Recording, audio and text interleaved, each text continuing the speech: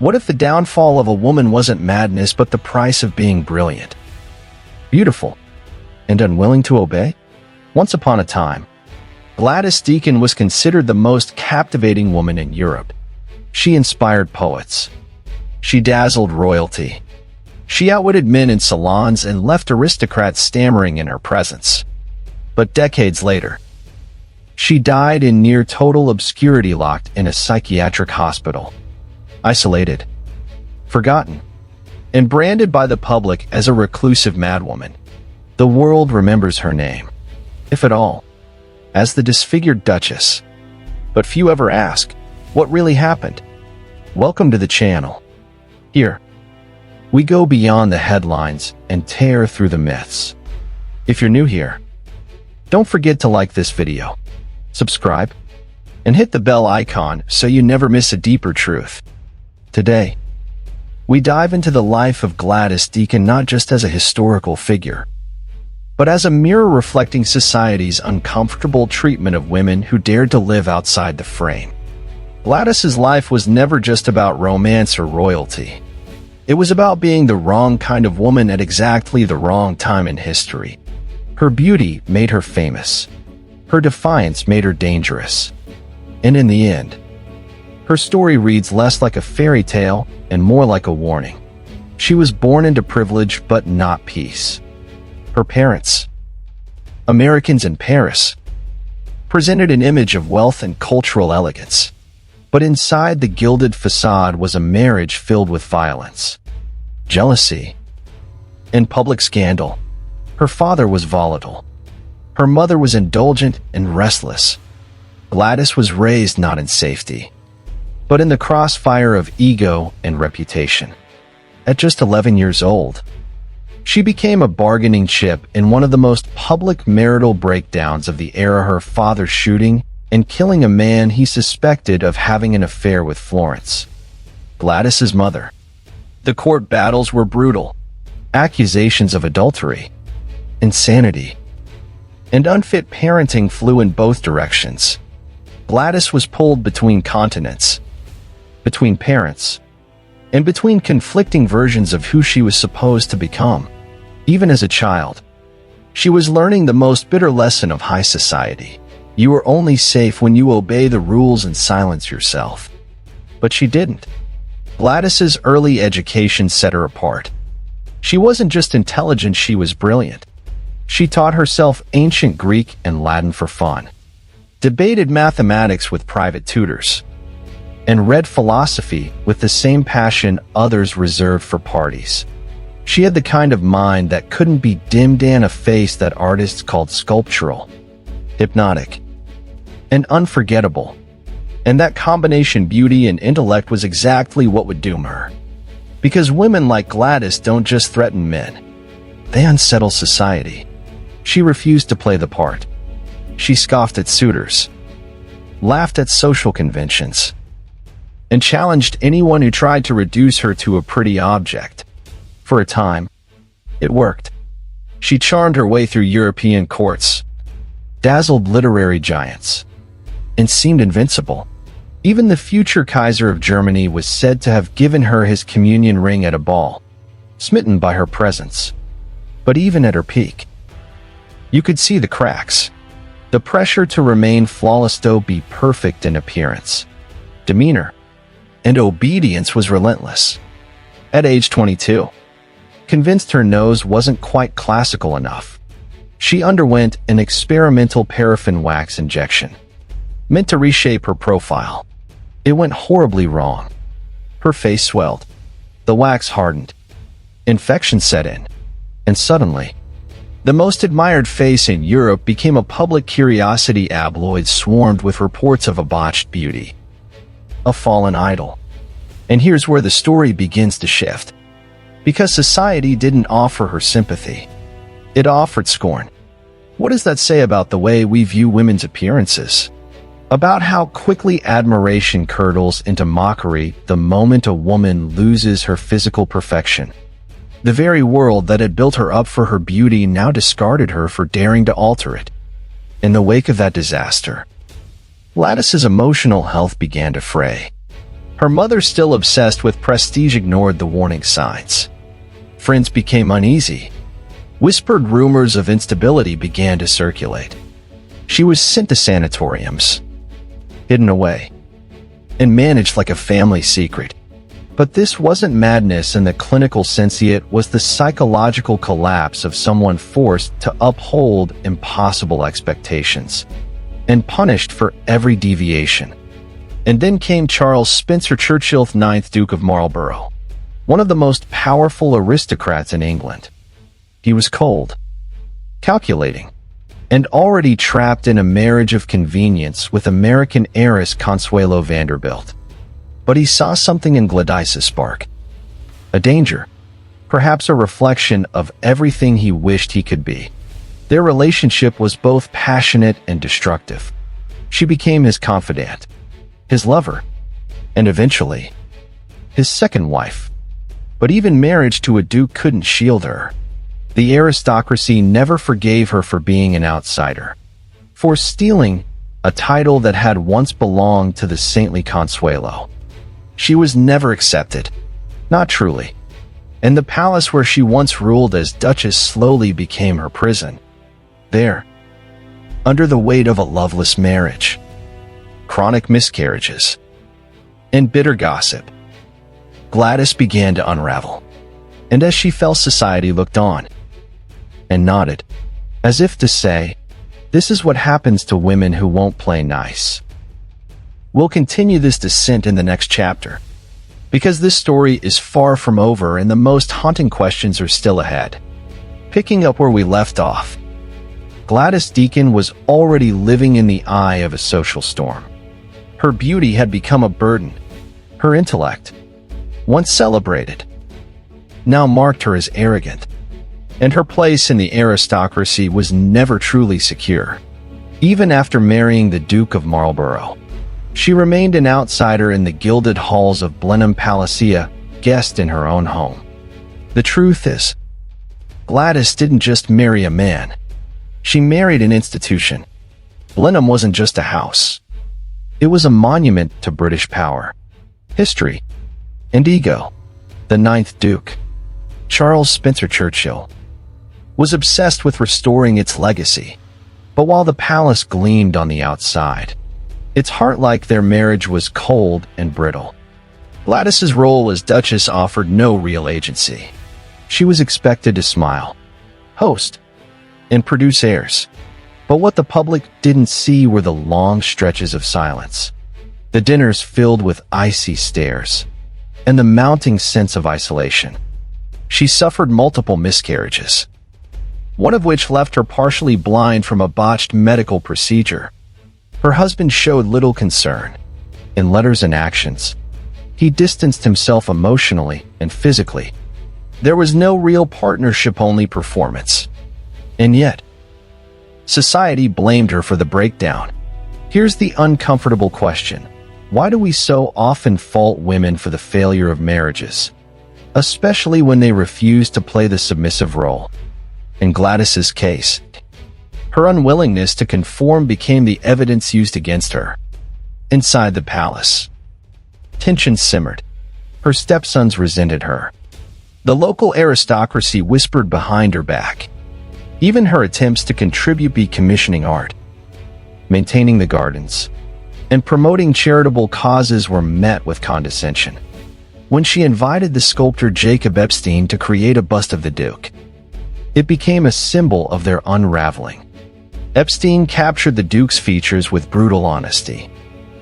But instead of appreciation, the Duke was humiliated. The piece, though striking, revealed more truth than he was comfortable with. Gladys, meanwhile, was growing more unfiltered. At dinner parties, she spoke her mind with a biting wit. She made political jokes. She questioned social norms. And in a world that prized decorum over depth, she became increasingly difficult. There are reports of her placing a revolver on the dining table, not to threaten, but to make a point. Was it eccentricity? Maybe. Or maybe it was a desperate signal. A woman pushed so far into a corner that theatrics became the only language left. But her world was closing in. The economic collapse of 1929 wiped out the Deacon family's financial safety net. Gladys, once a woman of independent means, now relied entirely on the Duke, and he made sure she knew it. He withheld money. He limited her access to Blenheim. He began a quiet campaign to paint her as mentally unstable. Friends were turned away. Servants became spies. She was watched, recorded, and ultimately isolated. This wasn't just a marital dispute. It was a systematic stripping of power, and society enabled it. The aristocracy rallied around the Duke, protecting their own. The press, when they mentioned Gladys at all, focused on her odd behavior and declining health. No one asked why a once brilliant woman was now talking to herself, living with dozens of dogs, and locking her doors against imaginary intruders. No one considered the role of abandonment, betrayal, or sustained emotional manipulation. Instead, the narrative was simplified.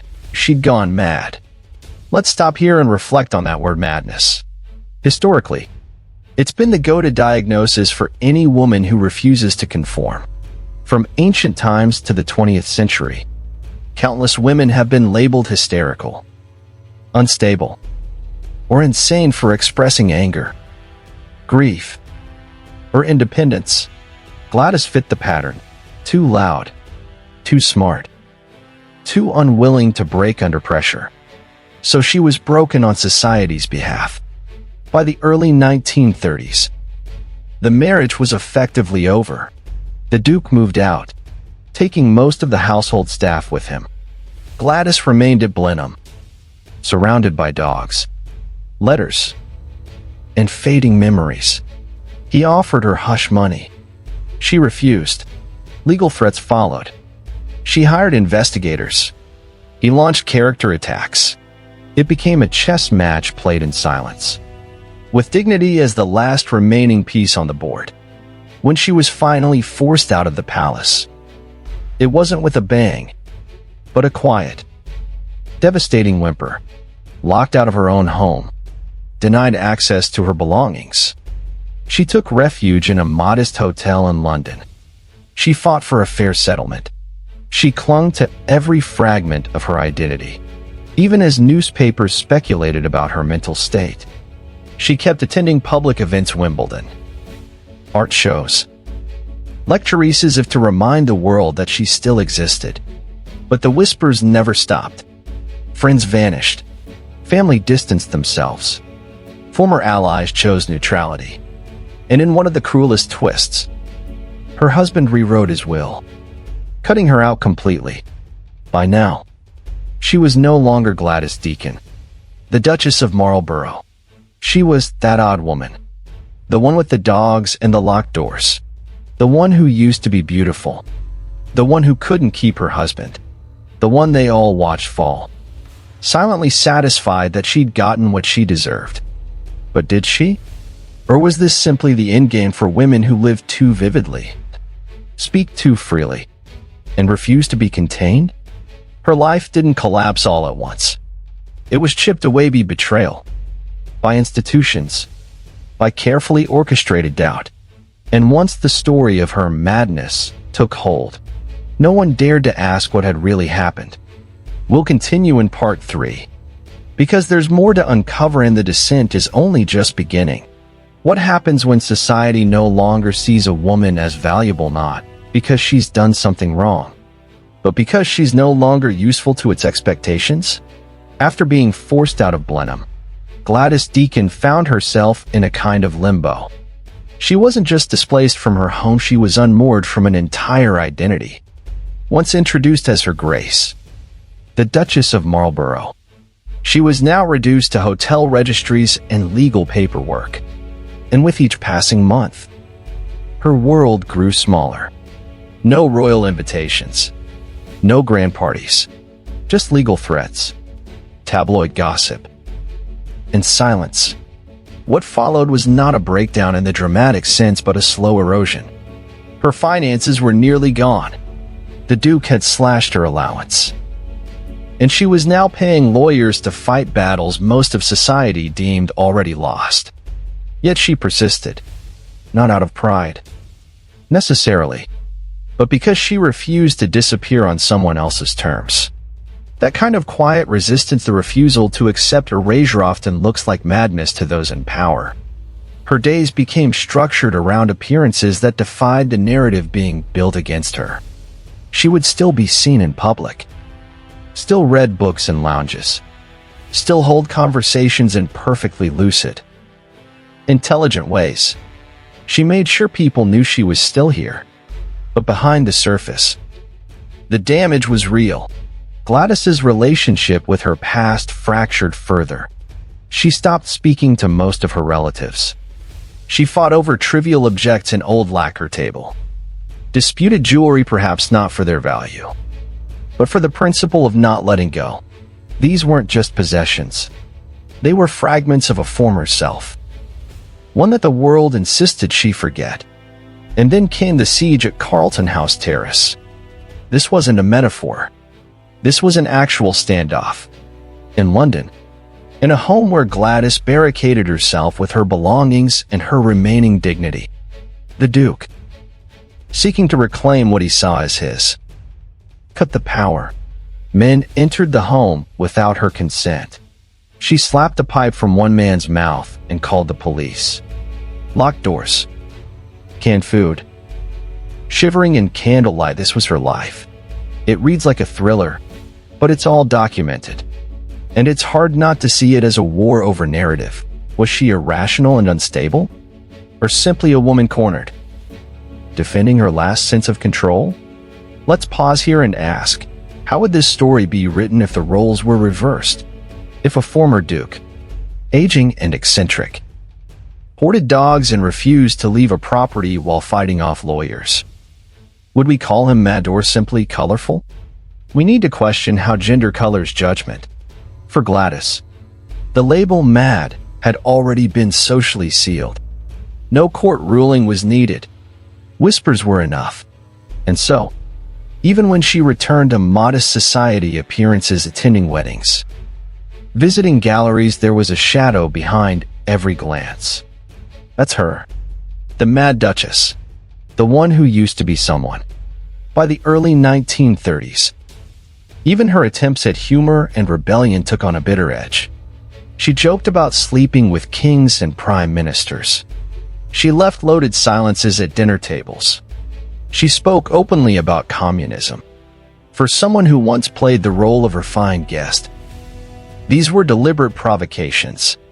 She wasn't trying to reclaim her place in society. She was dismantling it on her way out. And then, the Duke died. In 1934, after years of illness, Charles Spencer Churchill passed away. Gladys, technically still his wife, became a widow, but she didn't celebrate. There was no triumph, no relief, only emptiness. Whatever bond had once existed between them, love, dependence, resentment, was now just memory. She refused the title of Duchess. She called herself Mrs. Spencer, or simply the widow. Some say it was bitterness. Others say it was survival.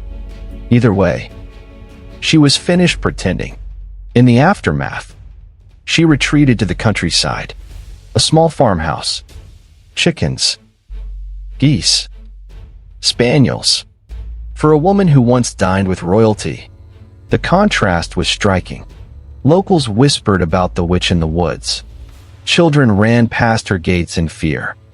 She painted her legs to keep flies off. She carried an unloaded shotgun to scare off intruders, or perhaps just to be left alone.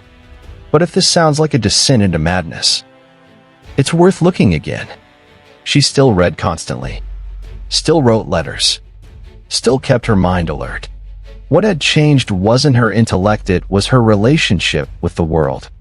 She no longer wanted to participate in its illusions. And who could blame her?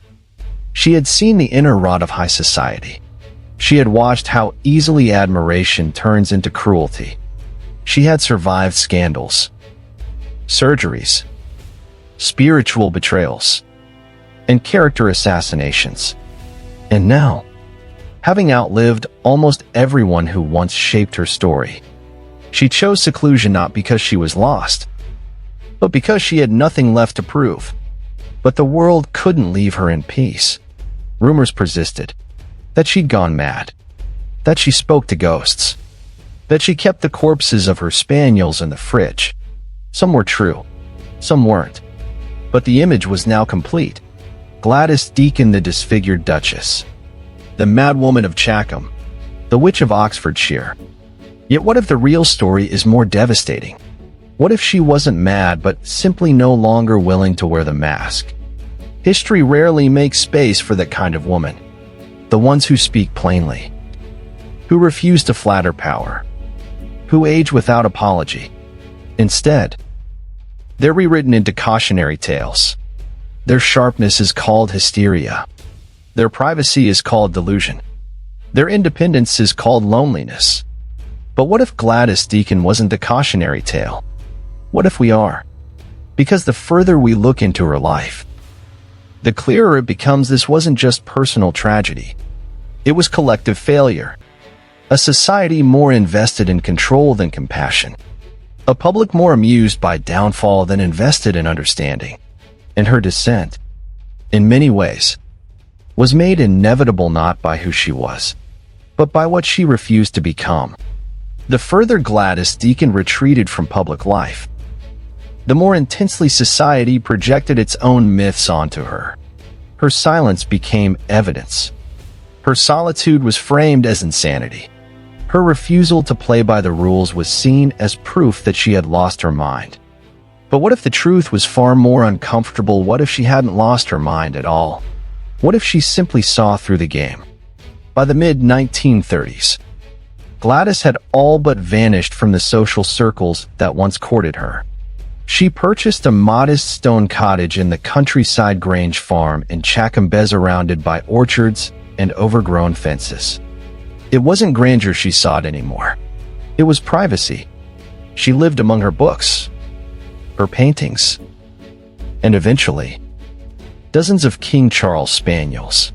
The same society that once praised her elegance now branded her eccentric for living simply and alone.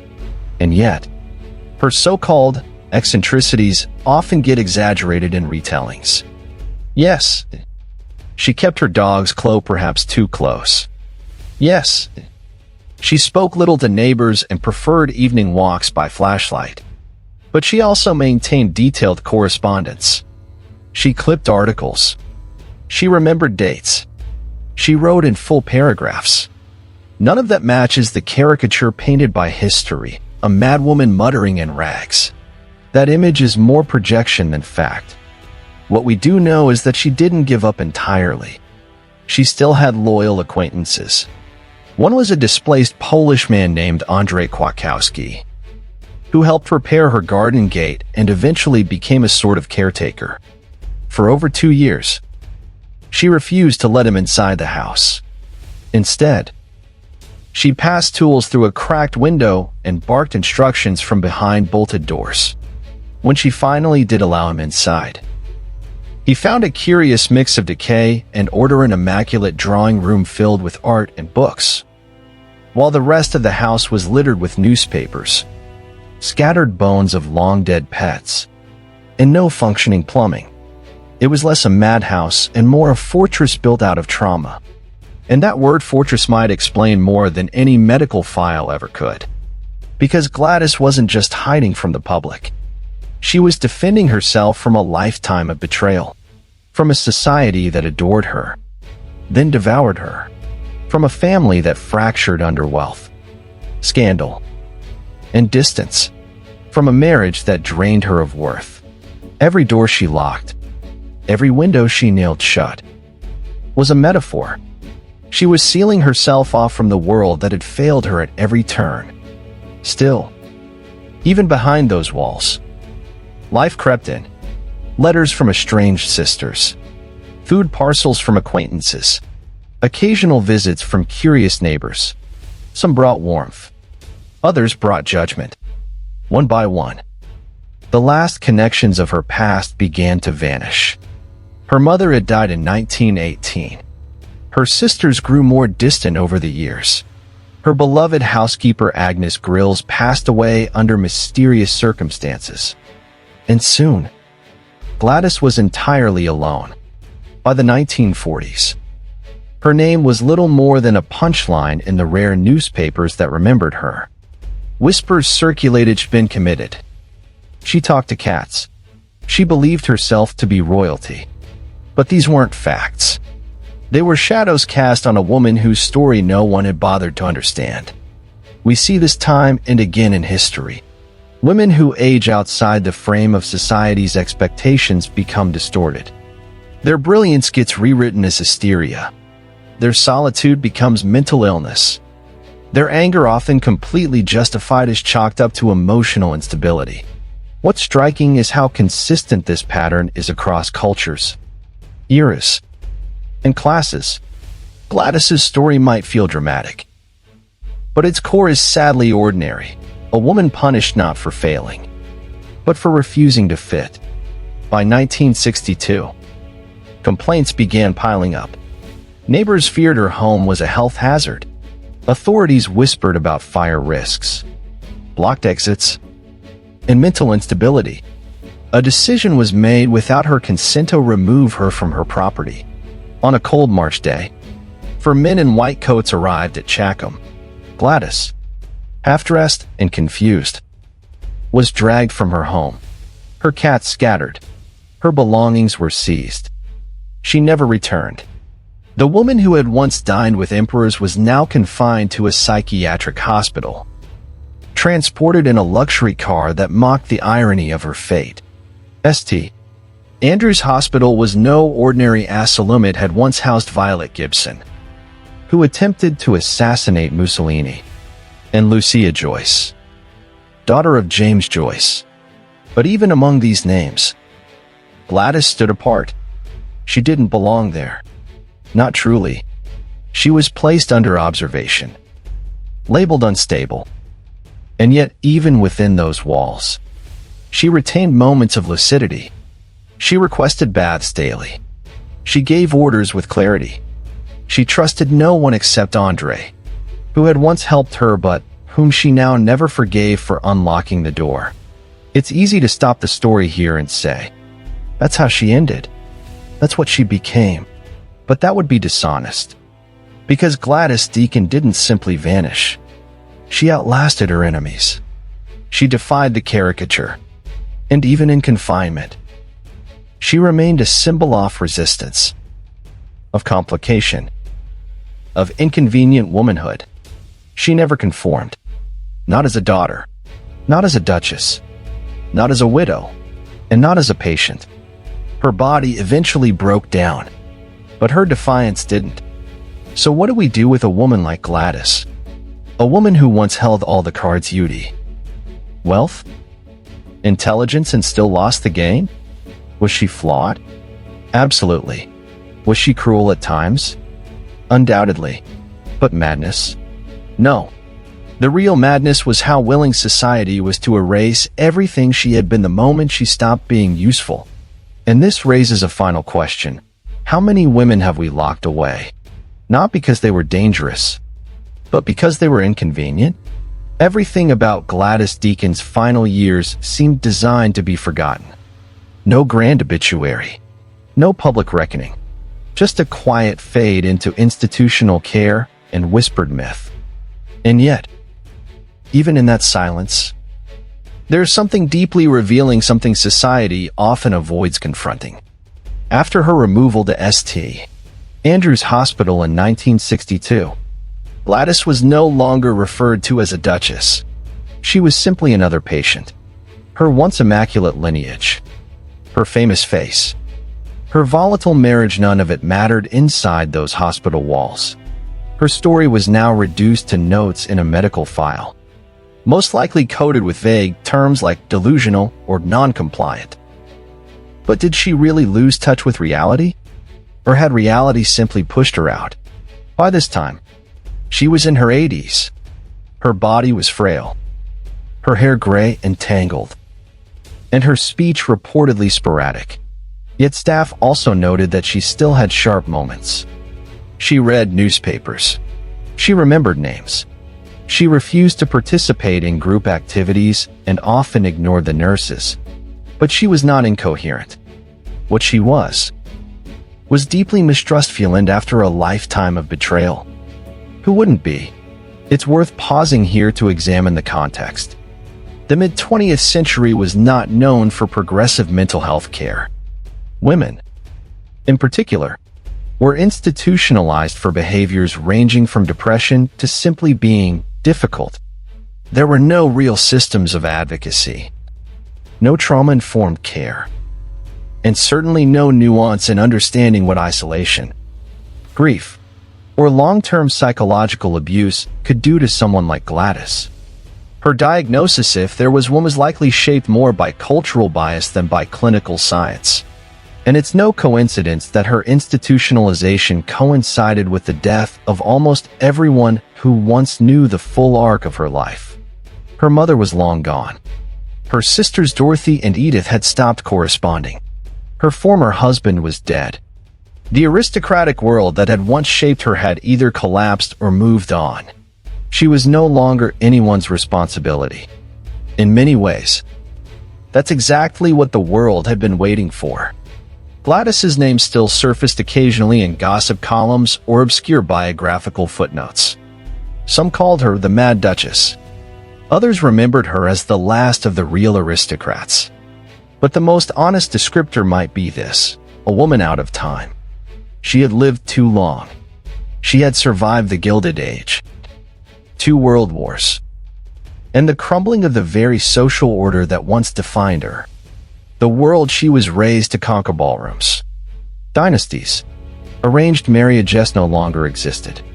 In the new world, the post-war world of modernity and mass media, had no place for her either. She had become, quite literally, an anachronism in her own body. But what makes this so haunting isn't just the personal tragedy. It's the collective indifference. No one came to retrieve her. No biographies were rushed to print. No documentaries were filmed. Even Consuelo Vanderbilt, her longtime rival, once so intimately connected, erased Gladys from her memoirs. She was written out of history as if she had never mattered. That, more than madness or scandal, is what made her dangerous. She couldn't be categorized. She didn't fit the template of hero, villain, victim, or martyr. And in a society obsessed with clarity, that made her disposable. Still, there were small signs that she hadn't entirely let go of the world. She continued to clip newspaper articles well into her final years. She told staff she had once been famous, though no one believed her.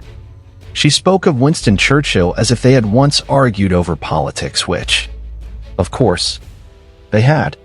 But by then, her life had passed into something surreal, not quite real to those around her, yet too sharp and specific to be dismissed entirely. Visitors were rare. She had no children, no surviving friends in the aristocracy. The only consistent presence was the hospital staff, many of whom viewed her as just another elderly eccentric. When she died in 1977, there was no fanfare, no national mourning, just a burial and a closed file. And that, in many ways, is the cruelest part of her story, not the downfall, not the madness, but the quiet success of her erasure. A woman who once inspired princes and poets, who had challenged the rigid hierarchies of class and gender, who had outlived everyone who tried to control her, was ultimately reduced to a whisper. But what does that say about us? What does it mean when a society is so quick to forget those who refuse to follow the script? We elevate women when they're young, beautiful, and compliant. But when they age, when they speak with bite, when they claim space without apology, we call them hysterical, difficult, unwell. Gladys was all of those things depending on who you asked. But she was also brave. She was independent. She was furious, flawed, brilliant, and yes, possibly damaged. But damaged by what? By whom? And at what cost? There's a moment in her later years when she reportedly told a nurse, "Everyone I loved let me down."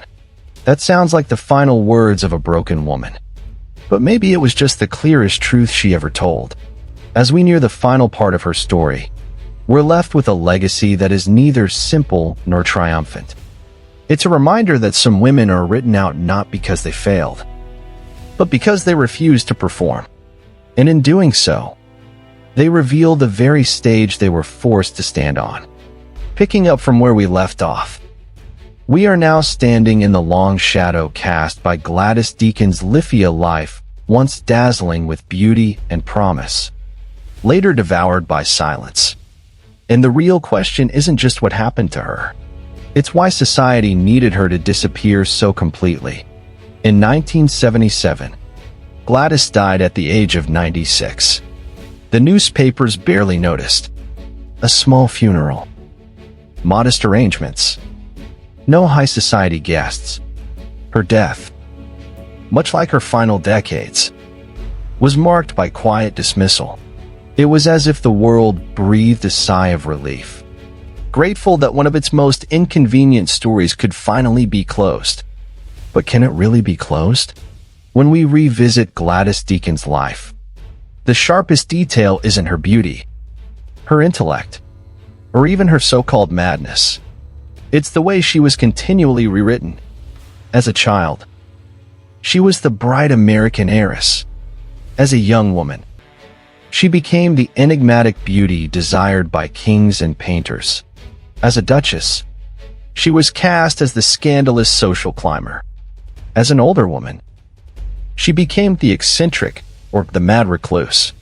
At no point was she allowed to own her own identity without interference. And this pattern is familiar. Throughout history, women who refused to conform were often pathologized or pushed into obscurity. If they weren't compliant, they were branded unstable. If they aged, they were erased. If they spoke too boldly, they were difficult. Gladys wasn't destroyed by one single event. She was undone by 1,000 expectations she never agreed to. Let's be clear, Gladys Deacon wasn't perfect. She could be sharp-tongued, manipulative, and brutally honest. Her marriage was a disaster in which she also played a part. She pursued influence in elite circles with calculated determination. But isn't that precisely what men were praised for in the same era? Ambition, self-possession, independence, these were lauded in dukes, dismissed in duchesses. And when we think of madness, we have to interrogate what that word really means. Was it madness to reject the aristocratic performances expected of her? Was it madness to prefer animals and books over the company of a hypocritical elite? Was it madness to stop smiling for a world that only loved her when she was silent and beautiful? Or was it a kind of refusal, a last stand? There's something hauntingly symbolic in how she ended her life behind locked doors, surrounded by creatures that depended on her but never betrayed her. She trusted dogs more than people. That detail alone could fill volumes. For Gladys, trust had become impossible. After being abandoned by family, dismissed by her husband, misunderstood by society, she chose to isolate herself rather than play a losing game. And maybe that was the only power she had left to remove herself on her own terms, even if the cost was loneliness. But the deeper tragedy isn't what happened to Gladys. It's how easy it was for everyone else to look away. Her decline was not a sudden fall, but a slow fade, one that unfolded in plain view. The press turned her into a footnote. Her peers quietly disassociated. Even those who once admired her beauty offered no real support when it became clear she was no longer useful. So what does her story tell us? It tells us that society is very good at making icons and just as skilled at destroying them when they stop reflecting the image we want to see. It tells us that behind every glamorized name in the history books, there may be a darker, more complicated truth that was buried for convenience. And it forces us to ask an uncomfortable question. How many Gladys Deacons have we silenced? How many brilliant, troubled, non-conforming women have been mislabeled, misdiagnosed, and quietly erased simply because they didn't behave the way the world expected them to? We are often told that history remembers the extraordinary, but that's not quite right. History remembers the agreeable, the flattering, the easy to categorize. The truly extraordinary are often buried under layers of myth, gossip, or strategic omission. Gladys Deacon didn't fit the mold, and rather than confront what that meant, the world turned its back. And yet, the very fact that her name survives even in fragments, even in speculation, means something. It means the erasure wasn't complete. It means there is still a chance to re-examine stories like hers, to give voice to the misfits, the forgotten, the ones who refused to become what society demanded. In the end, Gladys may not have won the battle for public memory, but in resisting the roles others tried to force upon her, she left behind something far more lasting, a question about who we celebrate, who we forget, and what it costs to live and die outside the frame. And perhaps that's the most honest legacy of all. Not a fairy tale, not a tragedy, but a challenge. One that asks us not just to remember Gladys Deacon, but to reconsider the stories we tell about women like her. Because history didn't forget her. It chose to.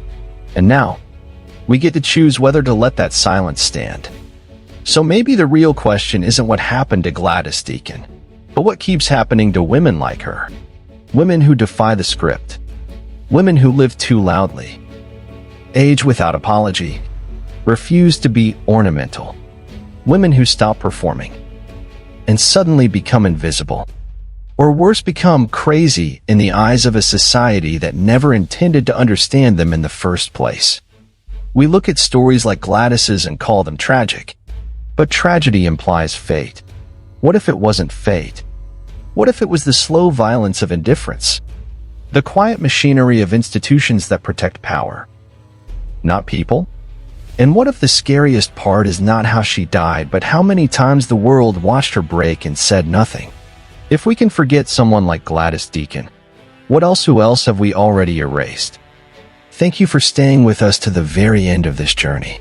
And if this story stirred something in you, questions, outrage, even just a pause, and let it fade into silence. Subscribe to this channel so you never miss a truth that was buried. We'll be here, digging them back up. Until next time.